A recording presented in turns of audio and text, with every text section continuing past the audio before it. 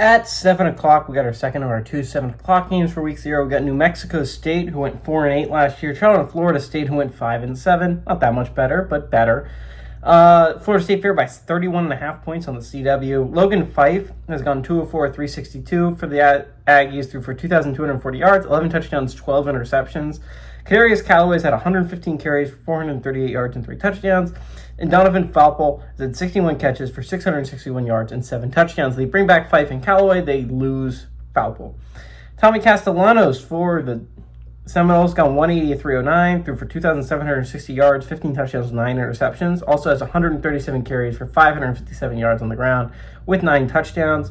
Deuce Robinson had 56 catches for 1,081 yards and 6 touchdowns. They lose Castellanos, but they bring back Robinson. Florida State is 1-0 against New Mexico State all time. They played in 1964, and Florida State won 36-0 at home. Okay. So, again, I think this game has the possibility of being interesting just because I'm really interested to see what Florida State team is this year, right? You're looking at this squad for the Noles, and I think a lot of people are down on it, right? I don't mind this Noles team. I don't. I like the Ashton Daniels fit. I know a lot of people don't love the Ashton Daniels fit, but I kind of do. Again, I've said this in my Evaluating the ACC Quarterbacks video.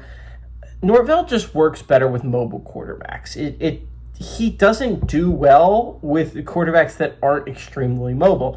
And they get that with Ashton Daniels. Daniels is an extremely good player to run the ball and play on the run. Now, the problem is his turnovers, and I think there's an interesting point to get into there. He looked really bad at Auburn. I think there's an argument to get into there that maybe that he doesn't return to Stanford form, but is more Auburn form.